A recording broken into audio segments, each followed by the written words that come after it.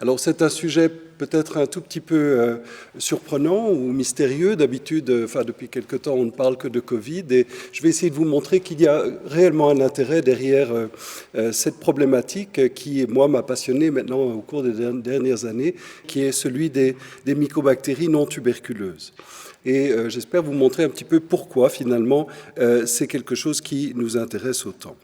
Donc, pour rentrer tout de suite dans le vif du sujet, à nouveau, pourquoi aborder ce sujet? Eh bien, tout d'abord parce qu'en fait, il y a une augmentation de l'incidence des mycobactéries non tuberculeuses dans les pays développés, comme on le verra dans un instant. Donc, c'est une problématique qui est lentement, mais sûrement en augmentation. Et on le vit très clairement dans notre consultation. Ça fait quelque temps que je partage beaucoup ces cas avec Jérôme Plejou, qui reprendra le flambeau de cette consultation. Et c'est une casuistique qui est étonnante et qui vraiment est en train de prendre de la place.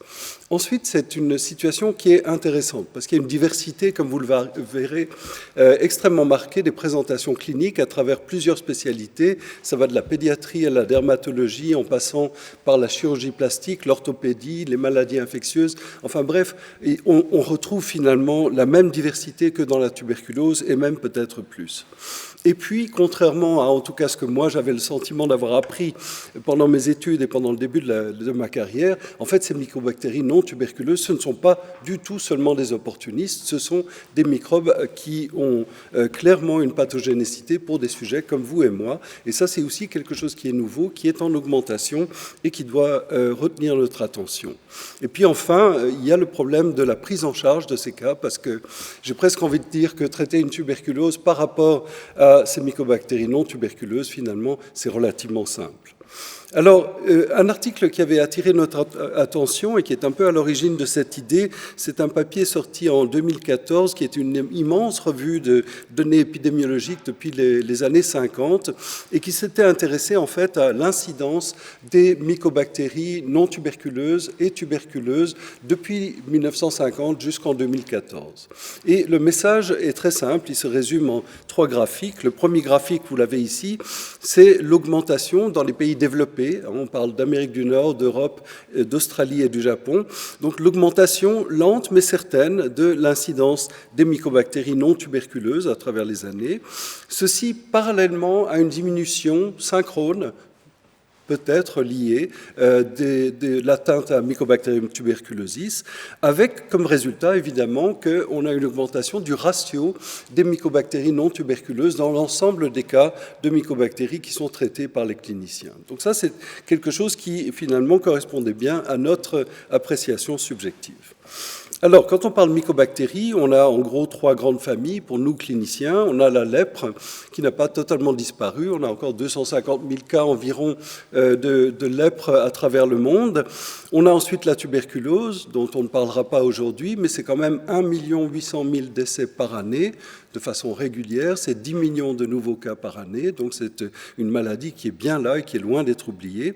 Et puis, on a les mycobactéries non tuberculeuses, environ 175 espèces, avec des noms qui sont parfois assez amusants et qui reflètent en général l'endroit où la mycobactérie a été identifiée. Et comme vous le savez probablement, on a une mycobactérie Guénavense, qui est donc la nôtre, la vraie, identifiée, décrite et rapportée en 1992 dans l'Ancet par Bernard Hirschel et son équipe. C'est une mycobactérie qu'on voit essentiellement chez les sujets qui sont HIV positifs. On a une mycobactérie bouche du Rhône, il n'y a pas encore la mycobactérie côte du Rhône, mais ça ne saurait tarder probablement.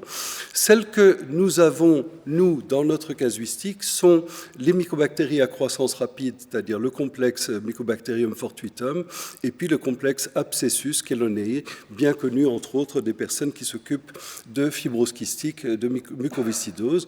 Et puis dans les mycobactéries à croissance lente, on va retrouver, comme vous le verrez tout à l'heure, surtout les aviums, les xénopies et les cancacilles. Donc, quelques cas juste pour vous illustrer justement la diversité de ces cas d'atteinte à mycobactéries non tuberculeuses. Voici par exemple l'histoire très simple d'une femme, 54 ans, pleine de santé, aucun déficit humain. Elle commence à tousser, pas beaucoup d'altération de l'état général. Les examens radiologiques conduisent à la découverte de cette lésion qui finalement est imputée à un Mycobacterium avium intracellulaire, c'est donc une année de traitement et finalement une résection chirurgicale qui vont permettre sa guérison. À nouveau, aucun facteur causal. Ici, une femme, 69 ans, un BMI plutôt limite inférieure de la norme, voire un peu abaissé, aucun facteur d'immunosuppression. C'est à nouveau dans l'investigation d'une toux qu'on va découvrir ces lésions qui, comme vous le voyez, sont spectaculaires, ces lésions cavitaires bilatérales qui sont imputables à un Mycobacterium abscessus qui va nécessiter un traitement d'une année avec pendant 6 mois une quadrithérapie additionnée d'amicacine liposomiale inhalée. Donc là aussi, une situation assez surprenante. Ici, un homme de 35 ans, d'origine pakistanaise, qui travaille dans les Émirats. Je pense que vous voyez cette radio, vous êtes convaincus, on le serait tous, que c'est une tuberculose, mais c'est en fait une infection à Mycobacterium kansasii. Et vous le voyez sur ce CT scan, vous voyez les images qui sont tellement finalement les mêmes que celles qu'on pourrait attendre dans une tuberculose. Donc vous voyez ce mimétisme en fait de ces mycobactéries non tuberculeuses par rapport à la tuberculose. Encore une situation ici qui est aussi assez prototypique. Une jeune femme, 37 ans, une anorexie mentale depuis l'adolescence, l'apparition d'infiltrats imputables à un Mycobacterium avium, des lésions extrêmement destructrices. Cette jeune patiente va avoir besoin d'un traitement pendant 2 ans, plus d'une résection chirurgicale partielle pour arriver à contrôler cette infection. Donc on voit que une fois que l'infection se déclare chez des sujets qui sont immunocompétents, c'est un traitement qui est lourd. Encore une situation illustrative, une jeune femme, 29 ans, danseuse de cabaret, venue de l'Est, aucun problème d'immunité, qui développe une toux chronique, et vous le voyez très joliment sur ces images, de très belles images en arbre bourgeonnant, et puis des images de plus en plus destructrices, avec un lobe inférieur gauche qui est complètement détruit par l'infection. À nouveau, quelqu'un qui n'a aucun trouble immunitaire, et c'est un traitement médical et chirurgical qui va permettre de contrôler la situation. Enfin, trois petites situations qui montrent que donc on peut sortir, bien sûr, de la sphère pulmonaire.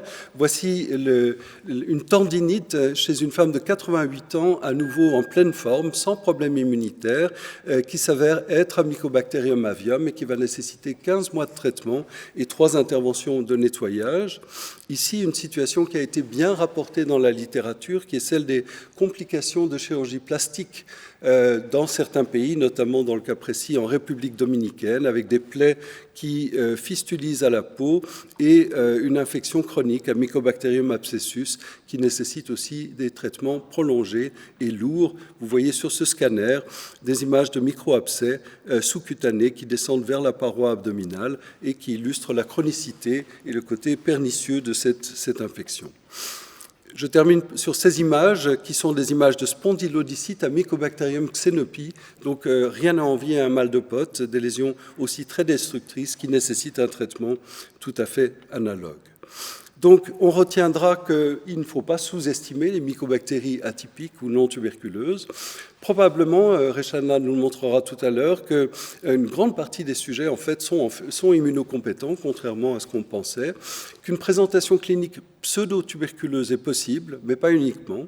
Et vous avez vu la diversité des présentations cliniques, et les traitements sont malheureusement encore longs et fastidieux.